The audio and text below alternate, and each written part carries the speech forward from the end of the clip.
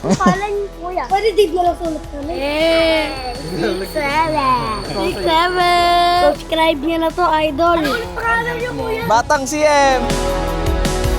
Let's go guys, grind na agad. Nandito tayo ngayon sa Shellman Plaza Northbound at papunta tayo sa paint shop sa Muntinlupa kung saan ito yung napuna eh. Ito yung dahilan kung bakit hindi ako nagkaroon ng visor. Ito kasi galing yan doon sa paint shop na pinagpakabitan ko ng sunroof ni Remy. Kung saan yung buong panel niya, yung buong coaching yan, ay kasama siya dito. So, anong nangyari? Ito lang naman so far ang lumabas doon sa bula. At dahil sobrang kapal ng masilya na yan, pakita ko sa inyo sa picture. Ito pa, meron din pala dito. Kaya talaga hindi siya visor worthy kasi gawa na. Tapos, ito pa yung napansin ni Boss Errol. Kita nyo ba? Bula-bula. Kasi, ang original talaga ni Corona ay chrome na yung Toyota emblem, which yung lumabas kasi sa Japan na Corona. Si emblem, kaya ganan.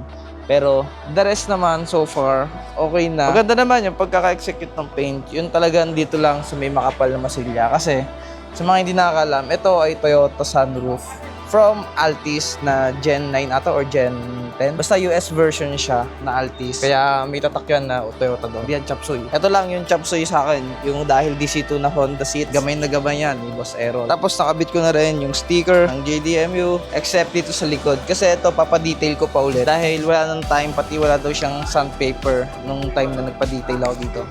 Kaya hindi to na-sand. Yun lang naman, at pakita ko sa inyo yung shop. Hindi ko muna sabihin kung sino yung shop niyo dahil di pa naman kami nagkakaroon ng deal. Nagka-canvas ako, tsaka gusto ko makita yung gawa nila. Pero sikat to sa Facebook kasi ang dami nilang nagagawa, tsaka ang dami nilang napopost. Daming client.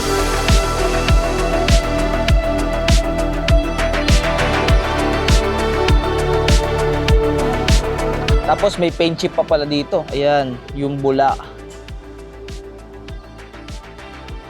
Tapos, after natin pumunta ng Muntinlupa doon sa paint shop, punta naman tayo ng Banawe. May bibili naman pyesa para sa MR2, yung fuel filter, tinanggal ko siya kagabi. Sasabay na natin. Total, nandun sa Banawe, di ba? Sabay-sabay na to.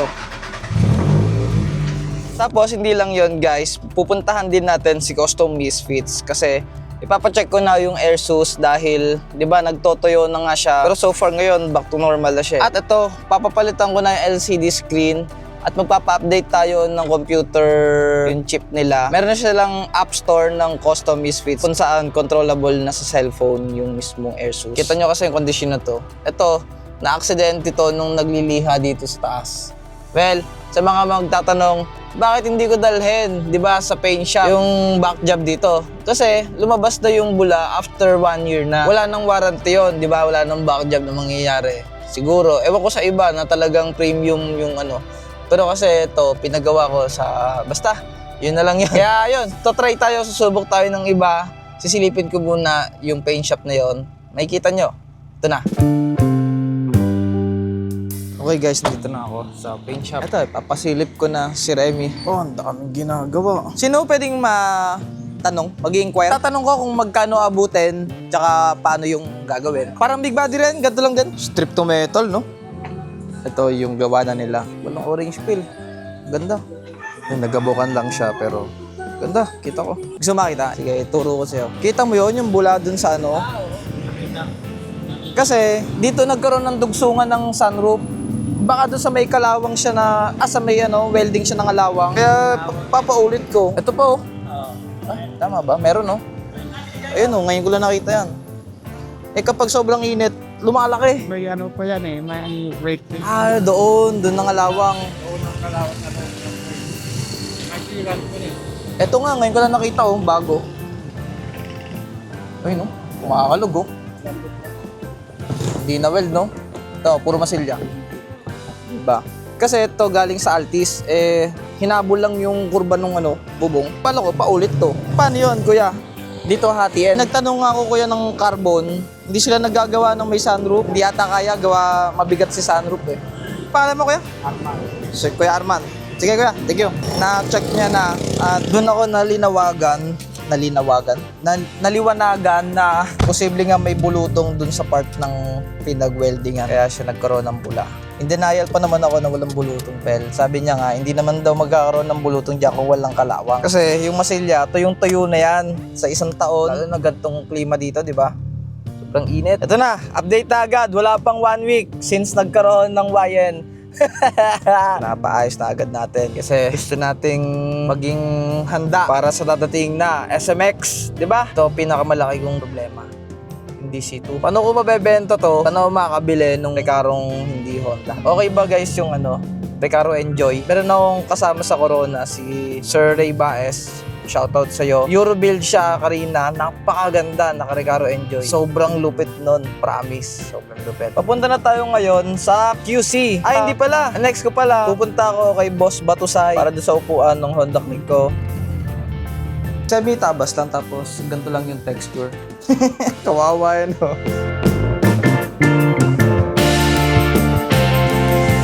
Na-drop ko na doon yung upuan kong sira-sira. Kita nyo naman sa video, di ba? Ngayon, papunta na tayo kay Custom Misfits. Sir, good afternoon. Andiyan si Boss Ken.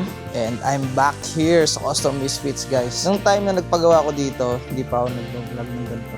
Ngayon pa lang, pwede naman daw mag-video. Na-raise ko na kay Boss Ken yung concern. Nagloko yung ko. Ewan ko kung sa valve lock or relay. Pero nagpalit na ako ng relay kasi corroded siya. Ngayon, umokay. Pero nung time na nagpalit ako, nagloloko pa din siya. Nagawa to 2023. Ayan, ito pa rin yung gawa nyo. Hindi ko alam kung relay nga lang yung naging problema. Tapos, ito pa, yung compressor, ayaw niya tumigil. Relay. Positive. So, buti may fuse doon, nag 250 PSI. Inop ko. Tapos hindi ko mababa. Edi ang ginawa ko, yung valve sa tank, binuksan ko unti-unti. Kasi naririnig ko na singaw eh. Sasabog yun, di ba? Pag natakot ako noon kasi nag 250. Buti nga na-monitor ko sa handheld. So, relay lang talaga. May maintenance talaga. Yan lang din yung pinalit ko nun eh. Okay na yan, no? Eto, kuya, yung handheld. Meron ba kayong spare dyan? Or pwedeng papalitan natin ngayon na mismo. Kasi ito yung problema. Yung nag-repaint nito, nilagay yung nalagyan ng liha, hindi kasi kinover. Medyo, hindi maingat yung, hindi hanggang loob daw yan. Napacheck ko na kay Boss Ken yan dito. Wala. Sayang, no? Lasing. Los Baños lang, kuya. Laguna. Hindi, nagbakasakali lang ako. Pero lagi ako nabiyahe ng QC sa Ditwason. Titingnan mo? Di ba tinanggal na natin yung sa water truck? Nasunod dyan. Search mo, Dave Avanzado. Subscribe kita. Sige. Kung matatandaan mo pangalan ko. Pangalan niyo, kuya. Pwede di mo lang sulat namin. Hindi, baka di nyo makita. Dapat buong pangalan. Try natin. Ako naman. Ako naman. 6-7. Subscribe niyo na to, idol. Ano ulit pangalan niyo, kuya? Sige kuya, thank you po. At least kampante na ako ngayon. Positive, relay nga lang ang sira. At ngayon, at least kampante na tayo, di ba, na yun lang ang problema. Kaya nating palitan yun. Nagawa na nga natin eh. Pero bago yan, picturean ko muna pala Custom Misfits. Picture, doon kayo. Binitawan nyo ba? 1, 2, kayo ang batang custom. Batang CM, babay na. Nakabalik na tayo dito sa Benawe. Ichiban, I'm back. Gatunin po, ako ulit. Fuel filter. Tapos ito, stabilizer. Kahit tatry ko muna yung pang big body. Hindi pa rin siya so. Sige kaya, papagawa ko na lang. Thank you, boss. Pwede ganun na nga lang mangyayari, guys. Papafabricate ko na lang siya sa mga papafabricate ng rubber bushing para mas matigas, mas matibay. Sports car naman tayo, hindi man natin kailangan ng comfort doon. Ito nga, solid bushing to na sa may engine mount. Kaya kita nyo, nanginginig-ginig yan eh. Wow! Kita nyo ba yan? Angas, boy!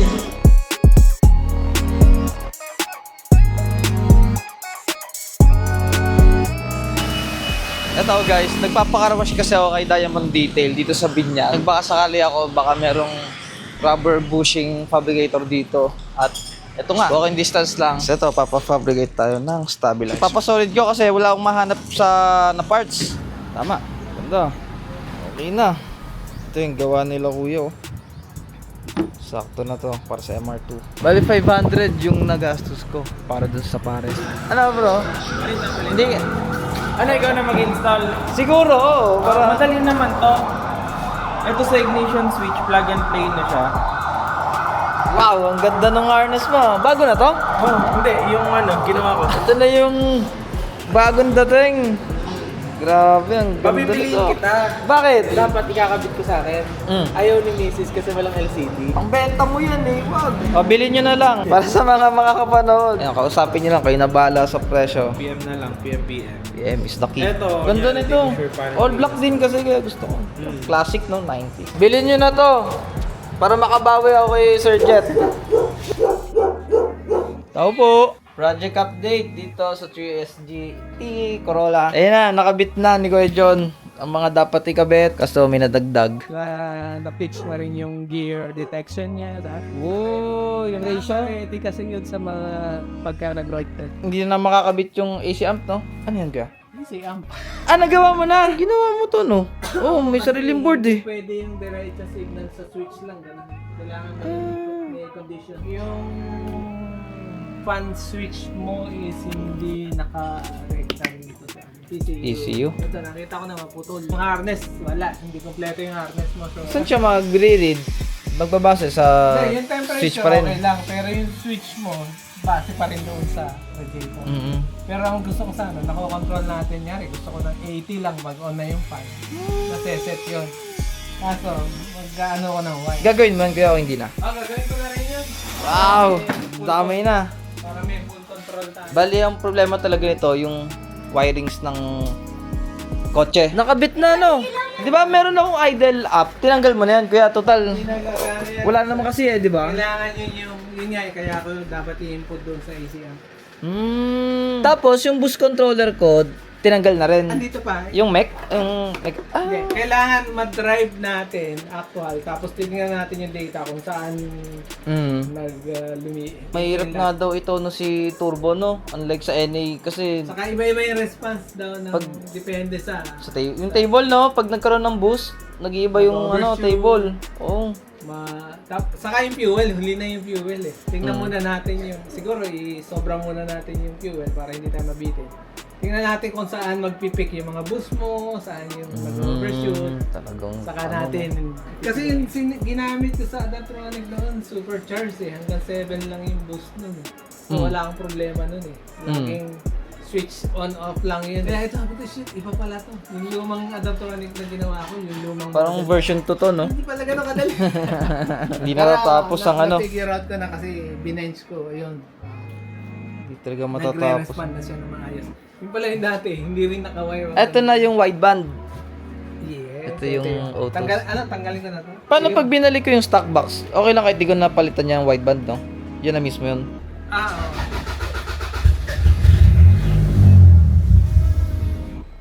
Medyo parang bitin yung pressure pa pagdating sa dulo sa yung pangalawa yun. Kahit noon pa lang, nung di pa stock yan, kuya. Parang bumababa yung pressure. Nakakadalawang ano ko, Yun nga. crank. Kaya natin. Yay! Heat check. Pa, hindi ko pa nahanap. Kasi binawasan ko yung tune. Tsaka cold start naman eh. Pero dapat nasa 14 na ba? Yung fuel enrichment hindi pa nakaset. Pero wala na yung pag tinabakan mo. Oo nga no, hindi na nagja-jerk. Oo, yung parang nabibitin. Tingnan natin yung ano. Hindi, nilin ko. Sobra kasi ano eh. Safe naman yon. Hindi naman agad sasabog. Ngayon, pagka tinabakan mo, mag-reach yan. Ayun ang normal na, no? 40 na pala eh. Re-reach siya, tapos bababa. Wala na yung Dati sobrang rich, super rich. ganda na yung response. Ano nga, binawasan ko lang yung tune lang. Fuel pa rin. Tas LAN cable lang to na kuya. Pwede ko bunutin? Bilhin na lang natin. Mini.